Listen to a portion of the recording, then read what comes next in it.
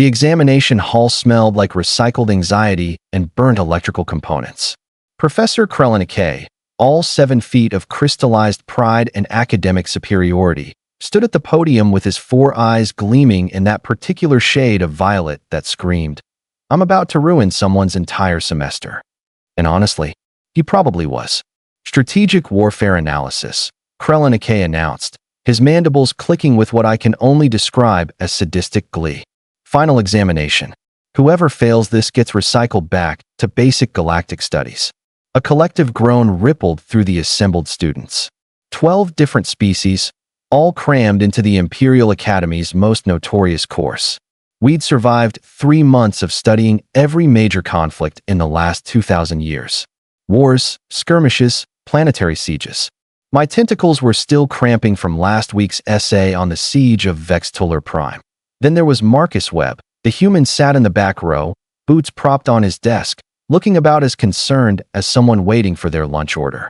Humans had only joined the Galactic Council 15 years ago, and honestly, most of us were still trying to figure out if they were genuinely insane or just pretending really well that I'm leaning toward genuinely insane.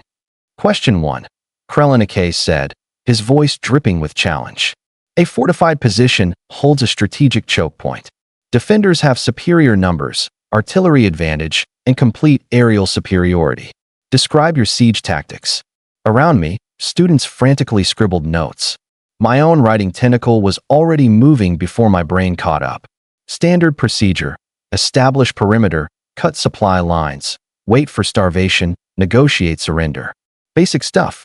First-year material. Really? Krellenike's eyes swept the room like searchlights, and naturally, inevitably, they landed on the human. "Cadet Webb," he said, and I swear the temperature dropped 3 degrees. "Perhaps you'd like to answer verbally, since you seem so relaxed." Marcus didn't even flinch. He just smiled. That terrifying human smile that showed way too many teeth. "Sure thing, Professor," he said, swinging his boots off the desk with a thunk that echoed through the silent hall. "Quick question, though. Do you want ancient, modern, or classified?" The room went dead silent. Like vacuum of space silent, Krellenike's mandibles stopped mid-click. His eyes narrowed, all 4 of them focusing on Marcus with the intensity of targeting lasers. "Excuse me. Siege tactics," Marcus said, standing up and stretching like he'd just woken from a nap. "You want the stuff from before we had gunpowder? The conventional warfare era? Or?" He paused, and that smile got wider. "The approaches we're not technically supposed to talk about in mixed company." Oh no. Everyone knows humans have this thing they call military history. They're obsessed with it. Apparently, their entire planetary development consisted of different groups of humans trying to kill each other in increasingly creative ways for thousands of years. Most species develop faster than light travel first. Humans perfected orbital bombardment before they figured out peaceful space exploration. Priorities, right? Krellenike's carapace actually changed color, shifting from confident violet to uncertain gray. Ancient and modern will suffice." "Your call," Marcus said with a shrug that somehow conveyed both respect and mild disappointment. He walked to the front of the class, hands in his pockets, looking like he was about to explain how to make a sandwich instead of describing warfare tactics. "Ancient approach," he began, his voice casual but clear. "Romans perfected this one around 70 AD at a place called Masada. You build a massive ramp. Takes months, requires thousands of workers. Defenders think you're crazy because who builds a ramp up a mountain? Then you roll your siege equipment up said ramp, and suddenly their impregnable fortress has a front door. Surprise. I felt my manipulator appendages go numb. That was actually brilliant and completely insane. Modern approach gets more interesting." Marcus continued, warming to his subject now. "World War I. We figured out that if you can't go through a fortified position, you go under it. Tunnel networks. Plant explosives beneath their fortifications. At the Battle of Messines Ridge, British forces detonated 19 mines simultaneously. The explosion was heard in London, over 200 kilometers away. Created instant chaos. Defenders had no idea where the attack was even coming from." Krellenike had gone completely gray now. Around me, students were writing frantically, their various appendages moving in synchronized horror and fascination. But here's the thing about siege warfare, Marcus said, and his expression shifted to something darker, more serious. The real trick isn't about walls or weapons. It's psychological. You make the defenders think they're surrounded, cut off, doomed. You use misinformation, false intelligence, phantom armies. By the time you actually attack, they're already defeated in their minds. Half your work is done before the first shot gets fired. The silence in that room was absolute. Professor Krellenike opened his mouth, closed it, opened it again. That's comprehensive, he finally managed. Want me to continue with the classified stuff? Marcus asked innocently. No, Krellenike said, perhaps a bit too quickly. No, that won't be necessary. You may sit down.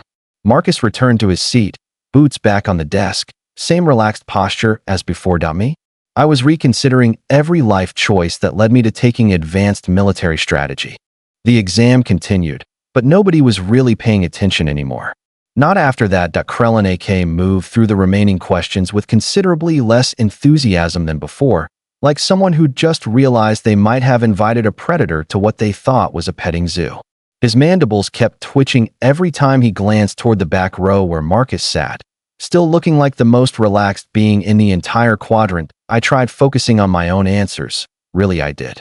But my brain kept circling back to tunnel explosions and psychological warfare and the horrifying realization that humans had apparently spent their entire evolutionary period perfecting the art of organized violence. Question 7. Krellenike said, his voice lacking its earlier confidence. Describe methods for breaking a prolonged siege when conventional tactics have failed. More frantic scribbling. I wrote something about negotiation protocols and third-party mediation because that's what civilized species do. We talk. We compromise. We don't blow holes in mountains.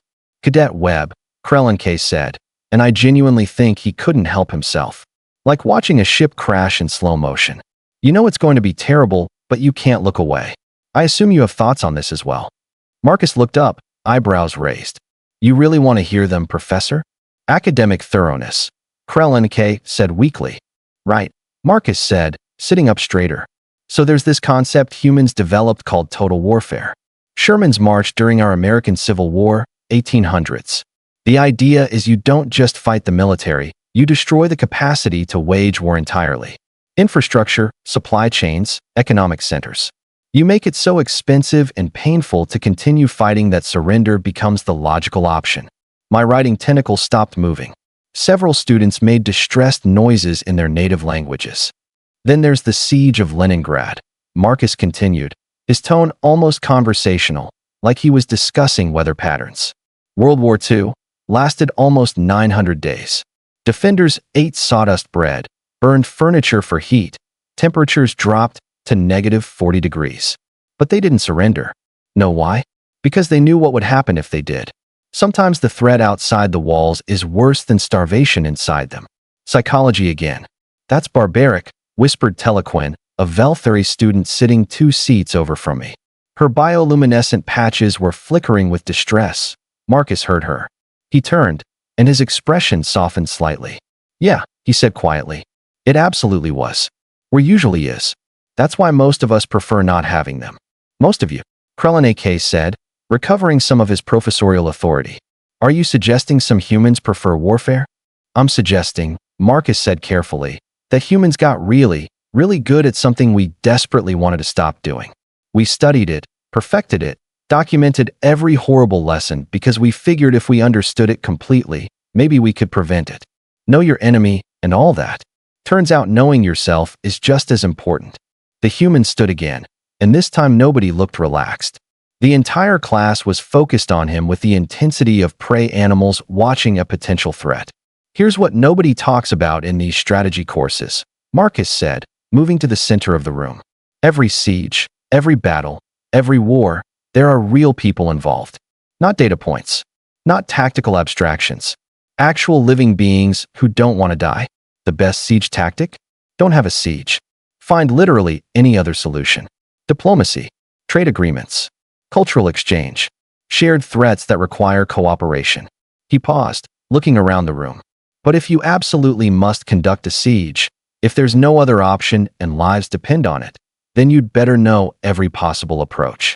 Ancient, modern, and yeah, classified. Because the worst thing you can do is go into that situation unprepared. Half measures get people killed. Ignorance gets people killed. Knowledge, even terrible knowledge, gives you options. Krellin AK was staring at Marcus with an expression I couldn't quite identify. Respect maybe? Fear? Both. The Galactic Council invited humanity to join 15 years ago, Marcus continued. You wanted our technological perspectives, our biological diversity, our cultural contributions. But you also got our history. All of it. The beautiful parts and the ugly parts. Can't have one without the other. He walked back to his seat, boots echoing in the silent hall. So yes, Professor. I know siege tactics. Ancient, modern, and classified. I know them because my species spent 10,000 years learning them the hard way. And I really, really hope we never have to use them again. But if something threatens the Council, threatens Earth, threatens any of our allies. That terrifying smile returned. At least now you know we'll have options. The examination ended 20 minutes later. Krellin AK dismissed us without ceremony, looking like someone who needed to seriously reconsider their curriculum choices. We filed out. I passed Marcus in the corridor. He nodded at me, friendly and casual, like he hadn't just casually terrified an entire classroom of advanced military students. Hey, he said. Study group meeting Thursday? We're covering defensive fortifications next week. Absolutely not, I said, my translator probably not quite capturing the full horror in my voice. He laughed. Actually laughed. Fair enough. See you in class. Walking back to my quarters, I sent a message to my clutch mother back home. Military Academy going well, I wrote. Definitely not regretting my choices. Humans are fine. Everything is fine. None of those were true, but what else could I say? That we'd spent decades thinking we were the sophisticated ones, the civilized ones, the advanced ones? That maybe, just maybe, we'd been fortunate enough to never need the kind of terrible expertise that humanity had developed? That exam was supposed to test our knowledge of siege tactics. Instead, it taught us something far more important. Humanity wasn't dangerous because they were aggressive. They were dangerous because they'd survived being aggressive toward themselves for millennia and somehow came out the other side still wanting peace. That kind of species? You don't fight them. You really, really don't. You just hope they stay on your side. I passed the exam, by the way. So did Marcus. Top marks, naturally. Professor Krellin AK never asked him another question for the rest of the semester. Smart choice. Honestly, 0.3 weeks after that exam, things got complicated. Not complicated in the normal academic sense, like failing a quiz or forgetting an assignment deadline. Complicated in the galactic emergency broadcast interrupting lunch sense that I was in the cafeteria, attempting to digest something the food dispensers claimed was nutritionally optimized for my species, when every screen in the facility lit up simultaneously. Emergency red. Universal priority signal. That's never good. Admiral Thexuler appeared on screen, all four of his manipulator arms gesturing frantically. For a Corthian to show that much visible stress meant something had gone catastrophically wrong. Attention all Imperial Academy personnel, he said, his translator working overtime to keep up with his rapid clicking. We have a situation developing at the Outer Rim Station designated Sanctuary 7.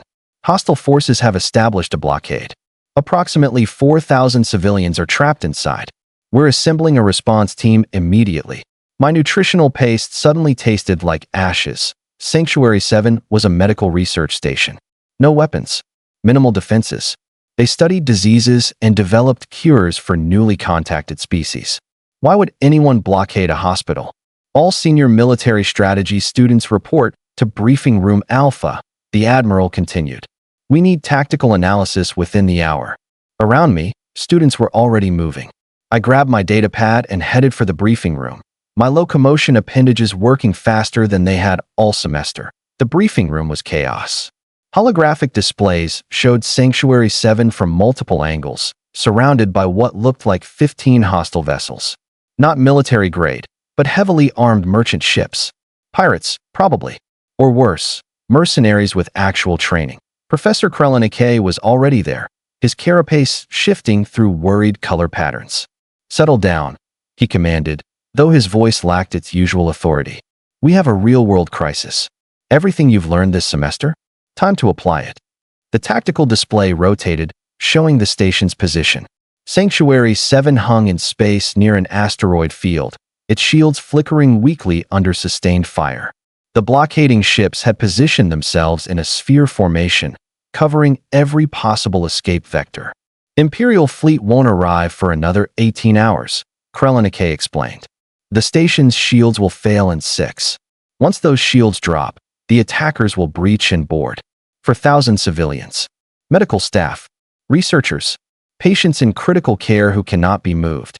Silence fell over the room like a weighted blanket made of pure dread. So, Krelinike said quietly, who has solutions? Students started offering suggestions. Long-range negotiations. Distress signals to nearby systems. Coordinated shield reinforcement techniques. All good ideas. All completely useless given our time frame and resources. I noticed Marcus sitting in his usual spot in the back, but this time he wasn't relaxed. He was leaning forward, studying the tactical display with an intensity I'd never seen before. His eyes tracked every detail, every ship position, every piece of data scrolling across the screens. Cadet Webb, Krelinike said, and this time there was no challenge in his voice. Just desperate hope. You've been quiet. Marcus didn't respond immediately. He stood, walked closer to the holographic display, circled it twice. Everyone watched him. The room so quiet I could hear my own circulatory system pumping. How many ships do we have available right now? Marcus asked finally. 3. Admiral Thexuler said, appearing via communication link. Training frigates. Light weapons. Barely enough firepower to scratch those mercenary vessels. Crew. Skeleton. Mostly instructors and senior cadets. Marcus nodded slowly, still studying the display. What about the asteroid field? Composition analysis available. A technician pulled up the data. Standard silicate rock, some metallic content, ice deposits. Nothing unusual. And the station's manufacturing capabilities? Krelinike's eyes narrowed. They have medical fabrication equipment. Why does that matter? Because, Marcus said, and that familiar smile was back, though this time it looked different. Sharper. Dangerous. We're not going to fight 15 ships with 3 frigates. That would be stupid. Instead, we're going to make them think they're surrounded by 50. The room erupted in confused voices. I felt my translator struggling to keep up with multiple languages expressing variations of, what the actual hell? Marcus raised his hand for silence. Ancient tactic. Psychological warfare. During Earth's World War II, we used inflatable tanks, fake radio transmissions, phantom divisions. We made the enemy think our forces were 10 times larger than reality. They call it Operation Fortitude. Completely changed the outcome of the war. This is space combat, someone objected. Not ground warfare. They have sensors. Scanners. They'll detect fake ships immediately. They'll detect something, Marcus agreed. But what they detect depends on what we show them. Those asteroids. We outfit them with signal generators. Basic propulsion units the station can fabricate from their manufacturing equipment. Create electromagnetic signatures matching Imperial warships. Position them in the field surrounding the blockade. Suddenly, from their perspective, they're not facing 3 training frigates. They're looking at 50 capital ships emerging from an asteroid field. Admiral Thexuler was staring at Marcus like he'd just proposed reversing entropy. That's completely insane. That's siege warfare, Marcus corrected. Reverse siege, technically. You wanted ancient and modern tactics? This is both. Ancient deception with modern sensor manipulation. But they'll call our bluff eventually, Krelinike said. Probably, Marcus agreed. Which is why we don't give them time to think. We broadcast on all frequencies. Tell them they have 5 minutes to withdraw or face complete destruction. Make it official. Imperial authority. Show them sensor data of all those signatures. They're mercenaries, not fanatics. They're here for profit, not suicide. 5 minutes to make a choice. Leave and survive, or stay and fight 50 warships. And if they don't leave? I heard myself ask. Marcus's expression hardened. Then our 3 frigates hit them fast and hard while they're still confused and trying to figure out what's real. Target their command ships first. Disable their formation. Create chaos. Make every shot count. It won't be pretty, but it gives those 4,000 people a chance. The Admiral and Professor exchanged glances. Some kind of silent conversation happening between them that I couldn't interpret. This violates approximately 15 regulations, Thex Euler said finally. So does letting 4,000 civilians die. Marcus replied flatly. Another long silence. Then the Admiral's manipulator arms moved in what I recognized as a Corthian gesture of acceptance. Prep the frigates, he ordered. Get fabrication teams working on those signal generators. We have 6 hours to pull off the most elaborate bluff in Imperial history. He focused on Marcus. Cadet Webb, you're coming with me. If we're doing this insane plan, I want its architect where I can see him. Marcus nodded, already moving toward the door. As he passed me, he paused. Remember when I said I hoped we'd never have to use those tactics? He said quietly. I nodded, unable to speak. Yeah, he said. Me too. Then he was gone, following the Admiral toward the hangar bay where 3 undersized frigates waited to convince 15 mercenary ships they were facing an entire battle fleet. That I looked at the tactical display, at Sanctuary 7's failing shields, at 4,000 lives hanging in the balance, and I finally understood what Marcus had been trying to tell us during that exam. Knowledge of terrible things isn't about wanting to use them. It's about having options when every other choice has been taken away. Sometimes the best siege tactic is the one that prevents the siege from ever happening.